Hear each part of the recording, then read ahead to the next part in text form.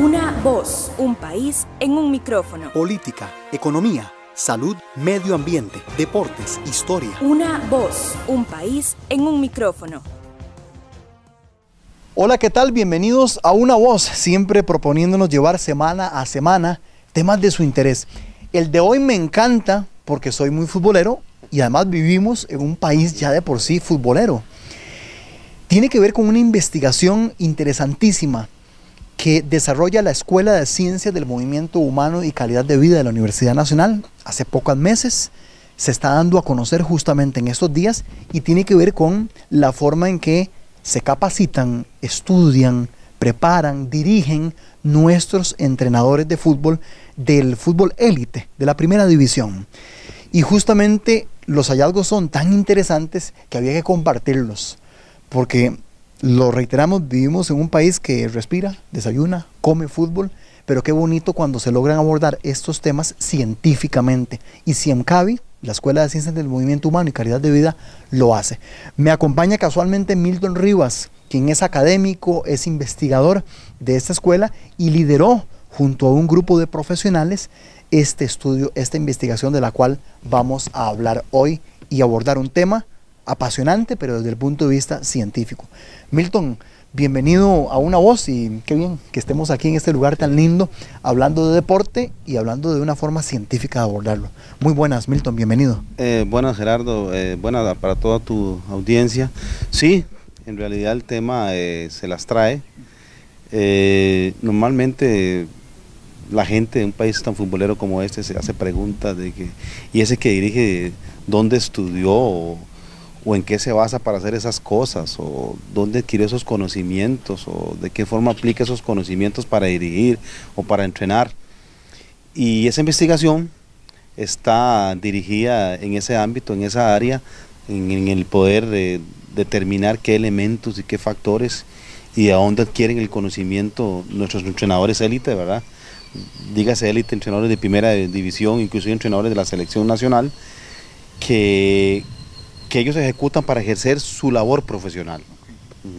Por cierto, el estudio, su título completo es Formación y Adquisición de Conocimientos para Entrenar y Dirigir de Entrenadores del Fútbol Élite de Costa Rica.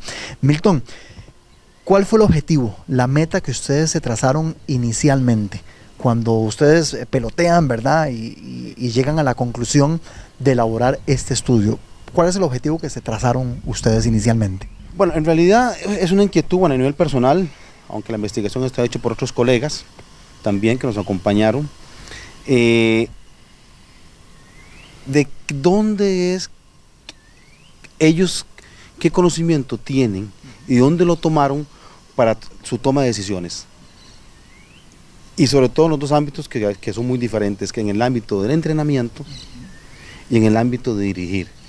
Dos escenarios. Dos escenarios totalmente diferentes que tienen ellos para saber y también ver en qué medida toda esa información que nos podría datar esta investigación nos podría servir a aquellas instituciones como la Federación de Fútbol y en el caso nuestro también que tenemos cursos en la formación de entrenadores, es decir, capacitarlos a ellos aún mejor y darles las destrezas necesarias, hacer un análisis del plan curricular en función de los resultados de este estudio que nos permitan que ellos puedan lograr mejores resultados en el ejercicio de su profesión, en esos dos ámbitos que acabo de mencionar, en el ámbito de dirigir a los partidos y en el ámbito de entrenar. ¿Qué metodología, ya antes de abordar lo que fueron los hallazgos y las conclusiones, qué metodología implementaron en el estudio? Porque ustedes, entiendo, Milton, se circunscribieron a un grupo, ¿verdad?, determinado de entrenadores. Sí. Básicamente, ¿cuál fue la técnica, la metodología que aplicaron? Ok, bueno, primeramente nos dimos a la tarea, los colegas y mi persona, de buscar estudios similares que se realizaron en otros países y fue muy interesante el observar y analizar y ver que en los países nórdicos, Australia y Canadá, habían realizado investigaciones, también no muchas en el campo del fútbol, pero en deportes colectivos como el handball, como el baloncesto, como el voleibol, ¿verdad? Han realizado estudios muy similares a que nosotros pretendíamos hacer y ahí tomamos eso como una orientación, como una guía para poderlo hacer, ¿verdad? Y luego tomamos el método que se llama método de triangulación, que pareciera que no tiene que ver nada con que sean 3 métodos, ¿verdad? Simplemente se le llama triangulación. De esa forma, de un investigador colombiano, un especialista colombiano, Ocoda, creo que si no me olvida el apellido, Ocoda, nos guiamos por ese método que consiste en hacer una entrevista, ¿verdad? Donde va a estar la persona que entrevista, que trae la guía de la entrevista, va a haber otra persona que va a ser testigo, ¿verdad? A la par de y va a estar la persona entrevistada. Y después se le hace a la misma persona que se realiza la entrevista, en este caso es el entrenador, se le va a hacer un cuestionario.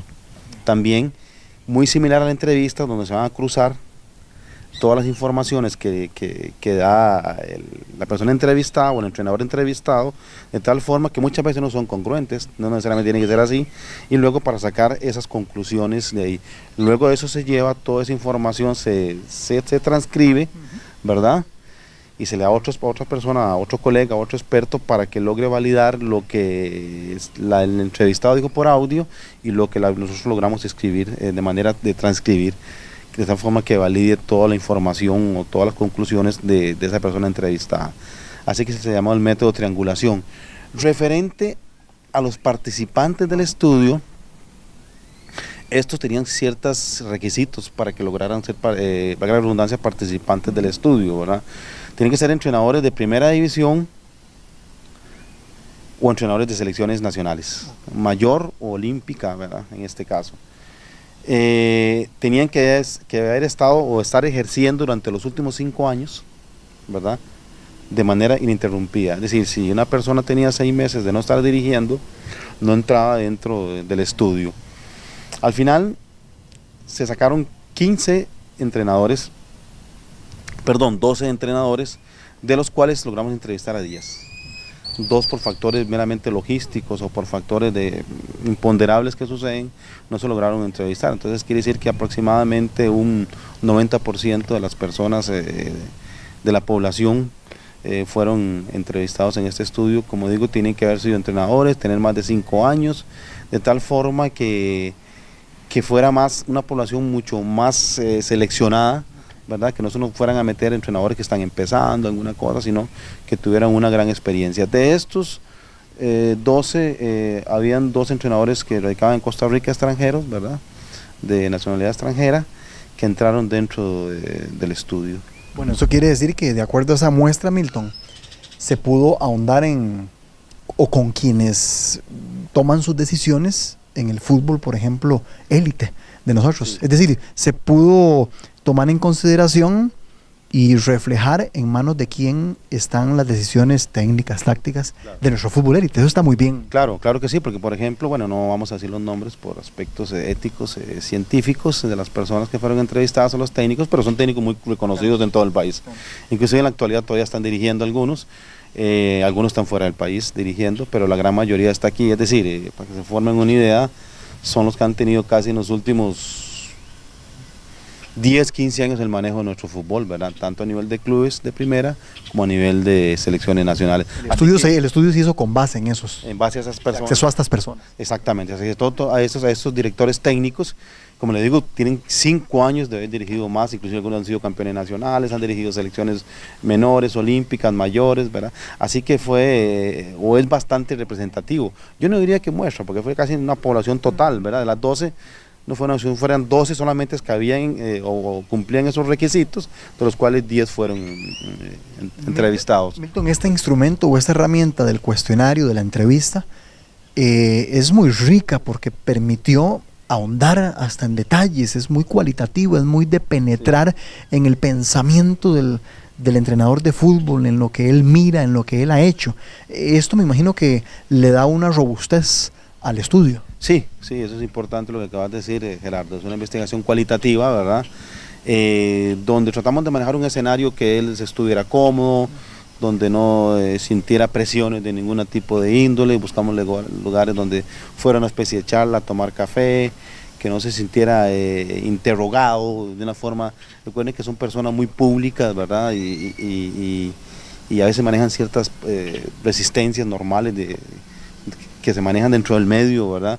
Entonces, que eso es una ventaja que tuvimos, que yo los conozco casi la gran mayoría o casi todos los conozco. Entonces, hay una relación ahí, permite un asunto de ser una entrevista amigable, y además teníamos el cuestionario también para validar ciertas cosas. Así que en ese sentido, y con el método, creo que fue un método bastante robusto y que tenía, desde el punto de vista científico, mucha confiabilidad y validez. El instrumento o los instrumentos que utilizamos, entonces creemos que hay son muy fidedignos los datos que sacamos. Milton, ¿qué encontraron? Porque a esta altura de la entrevista la gente se debe estar preguntando, bueno, pero ahora sí, ¿qué concluyó el estudio? ¿A qué elementos finales arribó el mismo? De manera esquemática, ¿qué podríamos decir? Gerardo, si no, un poco antes que no te hablé, era el asunto de cuáles fueron esas fuentes de conocimiento, cómo fue que las dividimos, ¿verdad? Diríamos que fueron 3 grandes áreas, nosotros llamamos las áreas grandes de conocimiento, que suponemos o se supone que los entrenadores adquieren su conocimiento, que es a través de la educación formal, es decir, la educación que ellos reciben en seminarios, congresos o las mismas universidades o los cursos que da la misma Federación de Fútbol. Una carrera, por ejemplo. Una carrera de directores técnicos, ¿verdad? La parte formal. La parte de educación formal, que nosotros vimos que era parte de la entrevista y el cuestionario. La otra era la educación informal, que esa sí es más gruesa, más amplia, que se refiere a todo aquello conocimiento que ellos adquirieron como exfutbolistas, que adquirieron como asistentes técnicos, que adquirieron con su relación con sus futbolistas, ¿verdad? Cuando están dirigiendo con sus futbolistas, de esa dinámica de estar conversando sobre planteamientos tácticos con sus pupilos o jugadores. Toda esa experiencia de campo, digámoslo así, de años. De años, la experiencia de estar dirigiendo, esa dinámica de estar con la competencia domingo a domingo o de estar planteando entrenamientos a sus equipos, esa también como de conocimiento también sobre referentes algunos que tienen, por ejemplo, entrenadores referentes ellos, que los han seguido y que los han visto. Entonces yo adquiero conocimiento de Mourinho, de Guardiola, de Menotti, etcétera, etcétera, ¿verdad? Tengo una escuela de ahí. Esa se refería a la educación informal. Y el tercer gran área de conocimiento que nosotros tuvimos la investigación era sobre aspectos tecnológicos, la utilización de instrumentos tecnológicos.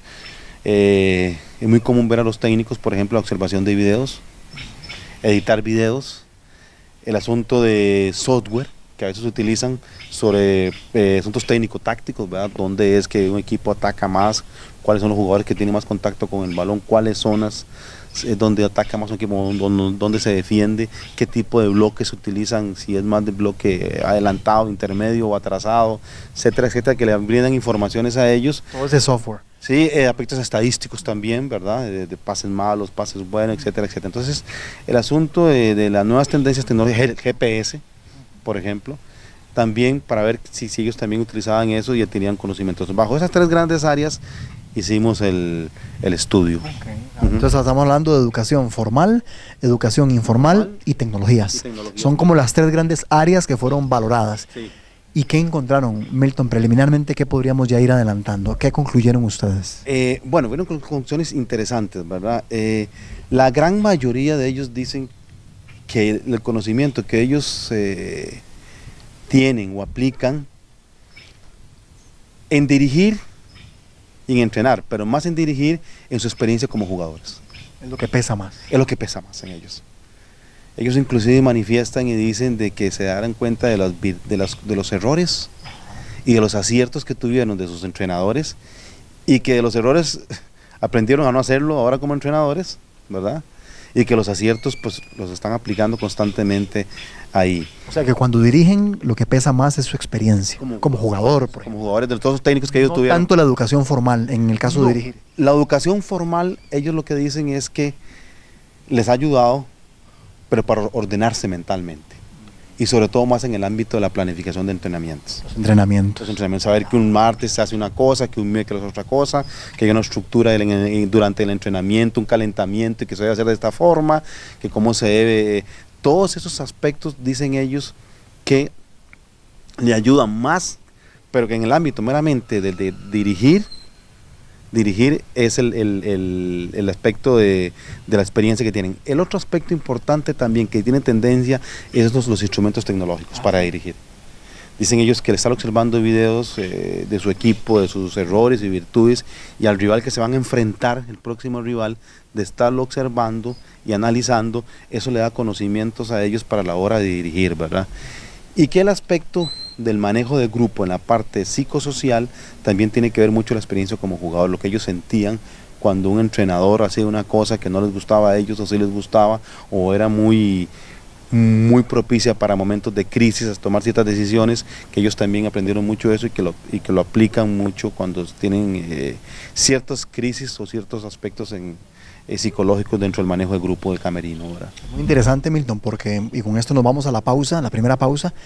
Lo que hace el estudio es evidenciar científicamente, y ahora sí, no desde la percepción, no desde el rumor, no desde yo creo, sino con números, con datos, con entrevistas cualitativas, evidenciar elementos, ¿verdad? El estudio nos lleva a eso.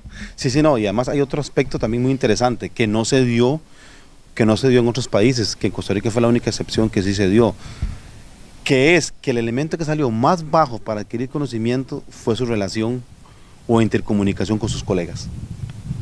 No comparten conocimiento, no es una norma. No es una norma, hay como una especie de temor, como de celo, como que llegar y decir, yo tengo mi receta ya hecha, yo no quiero, su buen cocinero no da sus recetas, es algún técnico ahí, ¿verdad?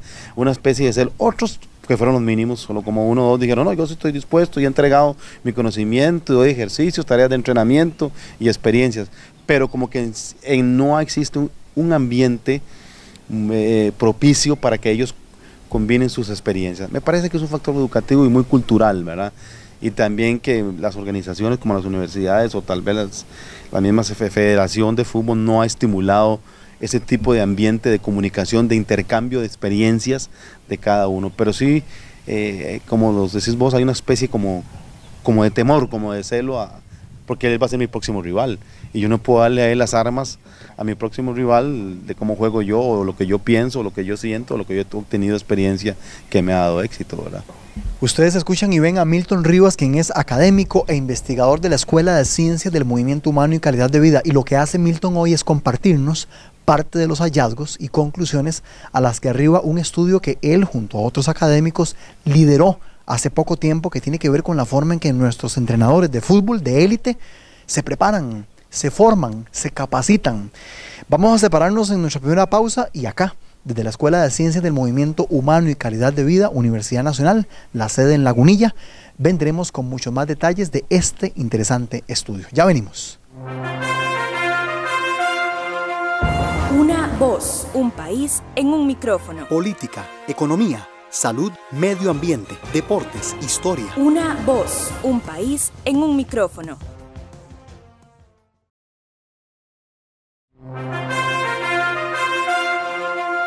Una voz, un país en un micrófono. Política, economía, salud, medio ambiente, deportes, historia. Una voz, un país en un micrófono.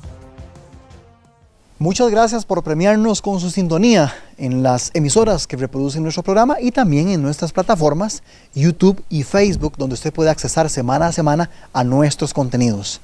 ¿Que por qué estamos con este bello y hermoso fondo? Es la pista de atletismo, una de las más importantes de Centroamérica, de las de mayor calidad, aquí en la Escuela de Ciencias del Movimiento Humano y Calidad de Vida en Lagunilla. Estamos aquí porque el tema que tratamos hoy en Una Voz tiene que ver con deporte, tiene que ver con fútbol.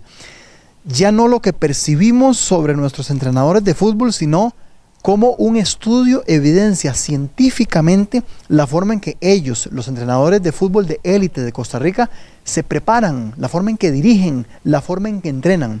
Don Milton Rivas es casualmente académico e investigador de esta escuela y lideró un importante estudio junto a otros colegas de la Escuela de Ciencias del Movimiento Humano y Calidad de Vida, que lo que hace es profundizar y llegar a hallazgos en la forma en que se capacitan y se preparan nuestros entrenadores. Milton, recomendaciones, el estudio en algún momento sugiere, además de las conclusiones y los hallazgos a los que llega, sugiere alguna línea de hacia dónde tiene entonces que moverse la formación de nuestros entrenadores. A su juicio, y teniendo como punto de partida este estudio que ustedes acaban de concluir, ¿cuáles podrían ser como grandes líneas de recomendación para nuestras autoridades de fútbol, los clubes, ¿Cómo lo podemos tomar? Bueno, otro aspecto que me estoy acordando que es importante mencionarlo, Gerardo, que se me estaba escapando, que se me llegó a la mente en este momento, es que también el estudio demuestra de que, o ellos dan a entender que los conocimientos que ellos tienen para dirigir y entrenar bajo esos dos escenarios, todos son importantes. Es decir, pero que dentro de toda esa importancia hay dos que resaltan, que lo que dijimos anteriormente, ¿verdad? Pero eso no excluye de que, por ejemplo, el conocimiento que ellos adquieren en su relación con sus jugadores, la conversación con sus jugadores constantemente, la dinámica de estar constantemente planteando juegos domingo a domingo, esa experiencia de estar acertando y de equivocarme. Tal vez es importante ahora que se me vino a la mente y ampliar un poco ese concepto, que pareciera que solo había que centrarse en la formación de ellos, en que solo son las nuevas tecnologías que hay que darle énfasis a ellos en su formación, porque ahí quieren el conocimiento, o que solamente vamos a contratar exfutbolistas para que dirijan, ¿verdad?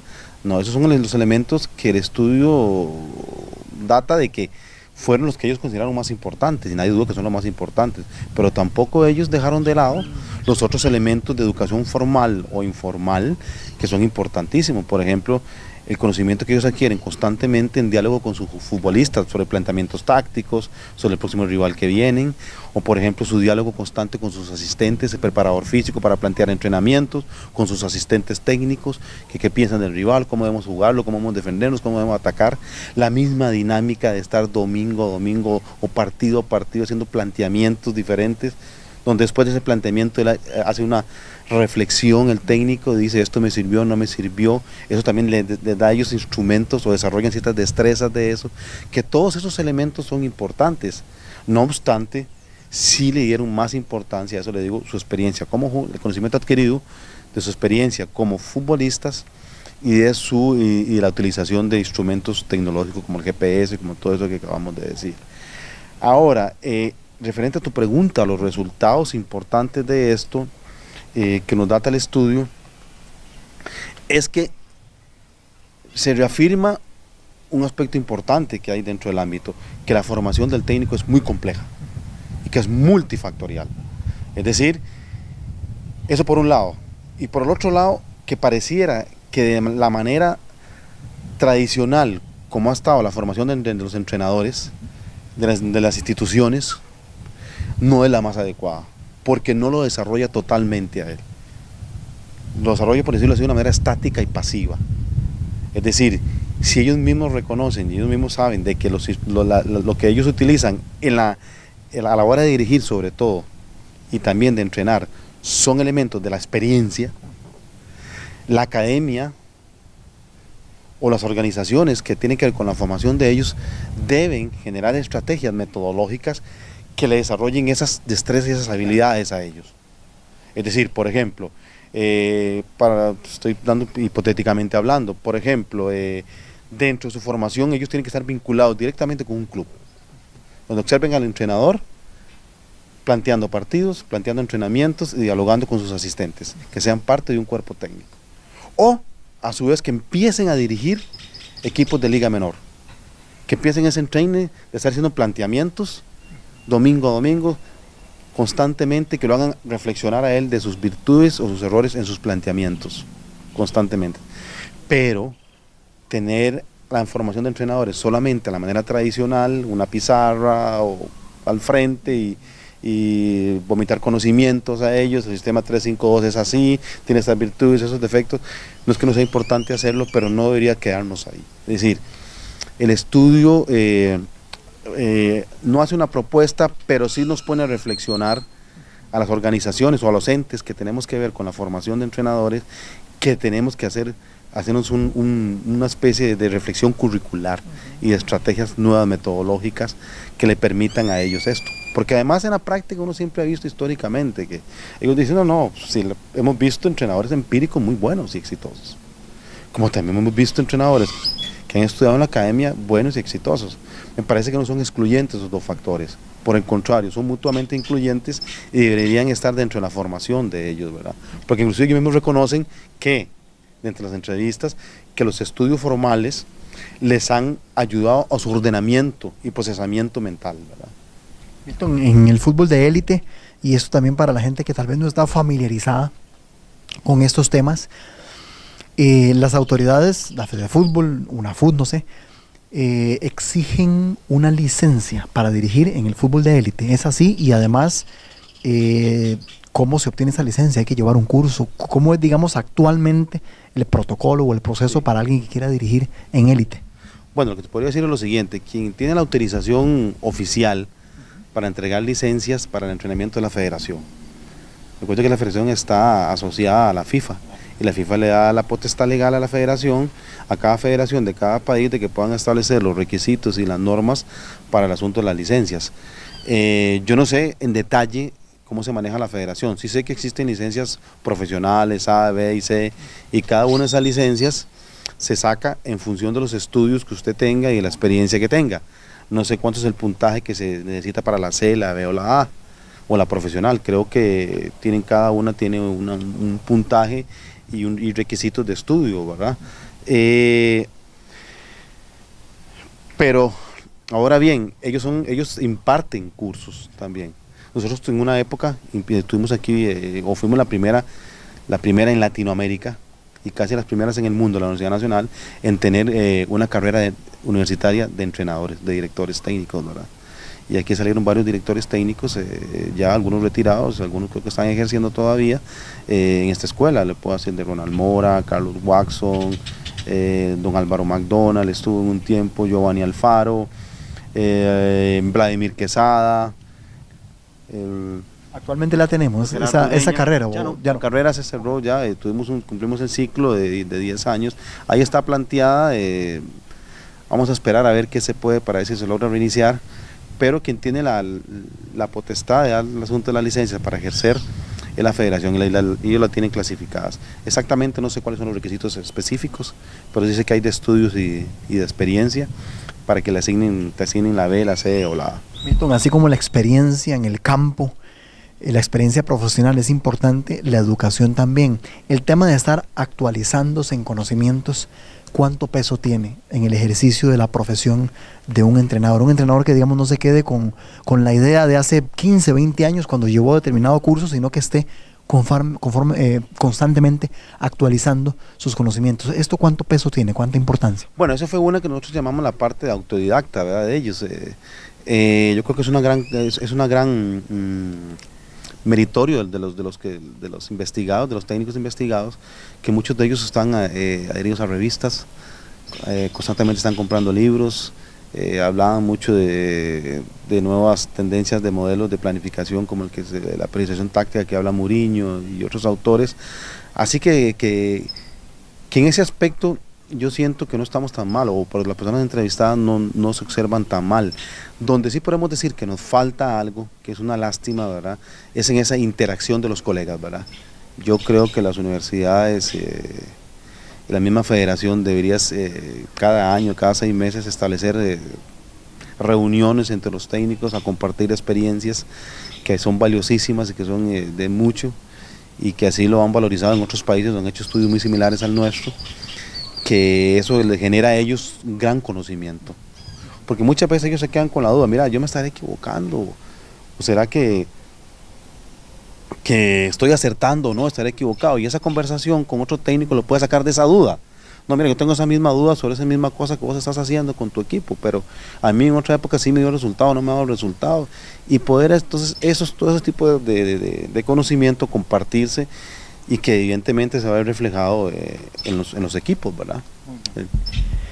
Habla Milton Rivas, quien es académico e investigador de la Escuela de Ciencias del Movimiento Humano y Calidad de Vida, Universidad Nacional. Estamos casualmente en la sede de esta unidad académica, aquí en Lagunilla, en Heredia, y nos vinimos acá con este hermoso fondo, la pista de atletismo de las más importantes de la región. Venimos aquí porque el tema tiene que ver con deporte, tiene que ver con fútbol. ¿Cómo se capacitan? ¿Cómo se forman los entrenadores de fútbol, de nuestro fútbol de élite aquí en el país? Un estudio, una investigación de la Universidad Nacional ahondó en hallazgos, en conclusiones, en factores, en causas, un poco desentrañar esa compleja formación que llevan nuestros entrenadores de fútbol en un país además y de por sí futbolero. Nos separamos en nuestra segunda pausa y venimos con más detalles de este interesante estudio acá desde Lagunilla en Heredia.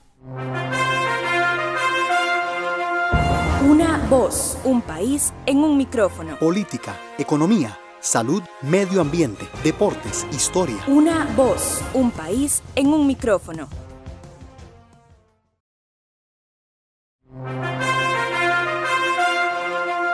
Una voz, un país en un micrófono. Política, economía, salud, medio ambiente, deportes, historia. Una voz, un país en un micrófono.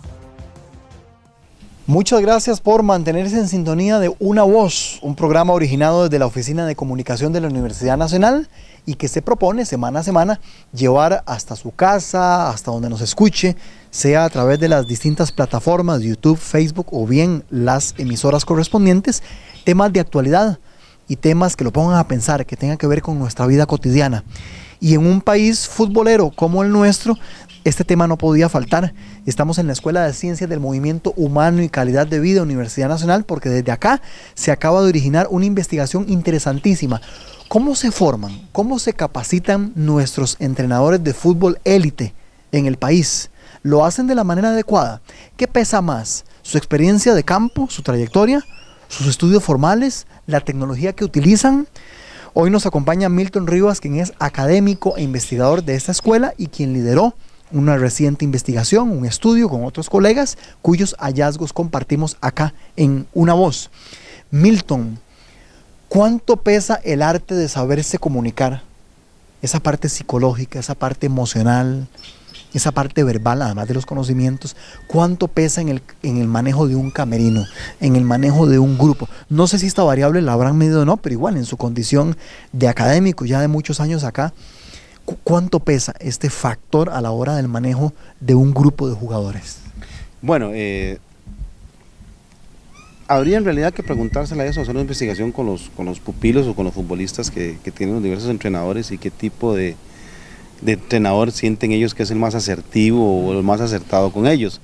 Pero no obstante, sí te podría decir que en la revisión que hicimos de estudios similares a este, en algunos estudios sí se detectó que aquellos técnicos que manejaban elementos pedagógicos y didácticos más en los entrenamientos y su manera de comunicar y de dirigir, tenían más dotes de liderazgo, eran vistos con mayor liderazgo por parte de sus pupilos. Entonces, ahora, esos son dotes que normalmente lo forma mucho la academia, ¿no? Y además de aspectos genéticos y naturales de liderazgo, ¿verdad? Eso es un elemento que nos fortalece y que puede decir y afirmar de que es muy importante también que los técnicos tengan estudios relacionados con psicología del deporte, sobre el manejo de grupos, el manejo de lo que son conflictos de grupo, todo tipo de aspectos, porque entonces van a tener mayor credibilidad con sus pupilos, con sus jugadores, y van a tener un mejor manejo. Entonces, como te repito, lo que sí podemos decir y afirmar es que aquellos técnicos, que hay estudios que sí lo reafirman, que tienen mayores elementos pedagógicos y didácticos, es decir, que en los entrenamientos tienen un buen orden, una buena disposición, maximizan sus recursos didácticos, tienen elementos psicológicos y pedagógicos a la hora de dirigirse a sus futbolistas, son vistos por ellos mismos como personas muy ordenadas, con mucho liderazgo. Okay. En la vida y particularmente en la práctica también del deporte, Milton, tiene mucha importancia el llevar las cosas como un proceso, ¿verdad? Con etapas ordenadas. Ahora hablábamos antes de la entrevista las dificultades que eventualmente un entrenador podría y un profesional en general podría enfrentar si no va quemando etapas de manera ordenada. Esto también pesa mucho en el ejercicio de la profesión, el hecho de que tal vez por una oportunidad laboral o por una circunstancia no se quemen las etapas debidamente y entonces la factura luego la pagues por esa falta casualmente de colmillo, ¿verdad? Lo que estamos hablando ahora. Esto de quemar etapas, ¿cuánta importancia tiene, Milton? Otra cosa que si uno, aunque está implícito en la investigación, y una persona que pueda leerlo y con un análisis muy crítico y reflexionar, se da cuenta de que la parte empírica, la experiencia de entrenador, la experiencia de haber sido futbolista, la experiencia de estar constantemente planteando juegos, lo van modulando como técnico en todas sus áreas, ¿verdad? En su relación con sus asistentes, en su relación con sus jugadores, en el aspecto de plantear juegos domingo a domingo. Ya esto me pasó aquella vez y tuve éxito, o tuve un error, o fracasé, por lo tanto debo plantearlo de otra manera. El manejo de la prensa, el manejo de la afición, y todo eso hay que vivirlo. Eso no está recetado en un libro. Entonces nos damos cuenta entonces de que pareciera de que no solamente el hecho de estudiar, de saber el sistema 3-4-2, perdón, el 4-4-2, cuáles son sus limitaciones y sus virtudes y cómo se entrena, me va a dar éxito. No solamente el conocimiento por sí mismo, desde ese punto de vista teórico, me va a dar éxito, sino que se requiere también de una serie de aspectos que se adquieren solo en esa dinámica de estar con la experiencia, estar planteando partidos, o también de haber sido futbolista, que es importante, ¿verdad? O sea, entonces eso nos quiere decir que el estudio está implícito de que una persona, para que sea, o normalmente un experto, un especialista, como dicen, se requiere haber, como dicen coloquialmente, haber comido zacata, coloquialmente. Milton, para ir finalizando, a nivel internacional, ¿hay algún país que sea modelo en estas cosas? Que sea vanguardista, que nos haga pensar de que las cosas se pueden hacer de manera integral, ¿verdad? Donde se le dé cabida no solo a la experiencia de campo de la persona, del entrenador, sino también a su educación formal, al uso de las tecnologías. ¿Existen ejemplos de buenas prácticas a nivel de liga menor o de fútbol élite que nos dé una luz de esperanza de que sí se puede encaminar la preparación de nuestros entrenadores en esa línea? Hay modelos a nivel internacional, países. Bueno, lo que yo conozco a nivel personal y lo que logramos hacer en esta revisión de literatura para realizar esta investigación, esta preocupación le tienen muchos países y la han tenido muchos países. ¿De qué manera podemos potenciar nuestro rendimiento? ¿Será potenciando los jugadores, potenciando el aspecto logístico o mejorando los entrenadores también, ¿verdad? Y ahí han nacido todas estas investigaciones. Por ejemplo, realizó uno muy similar en Canadá, y se dieron cuenta de los errores pedagógicos que estaban cometiendo en la formación de sus entrenadores en los deportes que son muy tradicionales en Canadá, como el hockey, el handball, etcétera, deportes colectivos. Y luego de haber hecho las modificaciones curriculares para la formación de entrenadores, lograron ver mucha mejoría en los rendimientos de los equipos, y no solamente a nivel nacional, sino a nivel internacional. Entonces yo creo que aplicando esto nosotros ya tenemos un punto de partida con los técnicos. Ya sabemos qué es lo que ellos tienen y qué es dónde quieren el conocimiento y qué es lo que hay que darles, y lo más importante, qué tipo de estrategias metodológicas tenemos que darles en los cursos que ellos llevan a nivel académico, en la universidad o aquí o en la Federación de Fútbol o a aquellos entes que estén encargados, qué tipo de instrumentos tenemos que darles para que ellos desarrollen esas habilidades y esas destrezas que les va a servir para la competencia, ¿verdad? Hay cosas que pareciera que no los va a dar las propias organizaciones educativas, ¿verdad? Esa dinámica de estar planteando juegos, esa dinámica de estar en contacto con mis asistentes, con mis jugadores, de la parte de didáctica personal, de estar yo autodidacta, de estar leyendo. Muchas cosas no las podrá dar la propia universidad, pero otras cosas sí las podrá dar la propia universidad, ¿verdad? Entonces yo creo que en ese sentido nosotros podríamos que nazca nosotros mismos planteamientos y los mismos entrenadores de nuevos planes de estudios, nuevas estrategias metodológicas que lo permitan a ellos desarrollarse, ¿verdad? Lo que sí es definitivo es que la manera tradicional educativa no desarrolla totalmente a los técnicos, ¿verdad? Muy bien. Milton, le agradecemos. Sí, claro. Disculpa, aprovechemos. Un agradecimiento a los demás colegas. Por supuesto, fue un trabajo colectivo también. ¿Verdad? Bueno, primeramente felicitar a toda nuestra escuela que nos apoyó, la parte administrativa, la administración, ¿verdad? Esto salió de un programa de educación continua que se llama un programa que manejamos aquí en la escuela, y los colaboradores, los compañeros, colegas que estuvieron en investigación fueron Fabián Vique Zulate, Inés Revuelta Sánchez, Jorge Salas Cabrera y Juan Carlos Gutiérrez Vargas, ¿verdad? Y mi persona, que fue que lideró la investigación, y un estudiante importante que quiero mencionar, que es el compañero de Tony Santos Chávez, también un estudiante que estuvo muy cerca y que nos ayudó bastante también. Sí. Y los felicitamos además, Milton, porque el estudio finalmente nos deja Un sabor dulce de aquellas cosas que se están haciendo bien, Sí. pero también plantea retos, Claro. plantea desafíos, señala posibles debilidades que se deban trabajar Claro. en el deporte, además rey y que nos acapara día y noche a muchos costarricenses. Y desde ese punto de vista, este esfuerzo de la Escuela de Ciencias del Movimiento Humano y Calidad de Vida es importantísimo para mejorar una práctica que nos hace felices y tristes también, domingo a domingo, a los costarricenses. Milton, de verdad, gracias. Bueno, muchas gracias por la oportunidad que nos dio de transferir todos estos conocimientos para la gente de todo el país, ¿verdad? Y las puertas del programa, lo que siempre le digo a los entrevistados, quedan abiertas para Gracias. darle seguimiento a estas temáticas y a otras que estoy seguro Sí. vendrán oportunamente. Sí, vendrán otras investigaciones, estamos planteando plantear otras investigaciones ahí y estaremos ahí en comunicación con vos, Gerardo, para estar al tanto de todo esto, ¿verdad? Estaremos Sí. atentos. Bueno. A Milton Rivas le agradecemos, quien es académico e investigador de la Escuela de Ciencias del Movimiento Humano y Calidad de Vida. Desde la sede de esta escuela, aquí en Lagunilla, hemos originado hoy el programa de Una Voz, esperando que no solo los haya motivado y picado, sino también enriquecido con los conocimientos que hemos dado a conocer hoy, derivados de esta importante investigación que hace pocas semanas, meses, concluyó y que se dio a conocer por parte de esta unidad académica de la Universidad Nacional. Nos vemos la próxima semana y nos escuchamos con muchos más temas interesantes, por cierto, acá en Una Voz.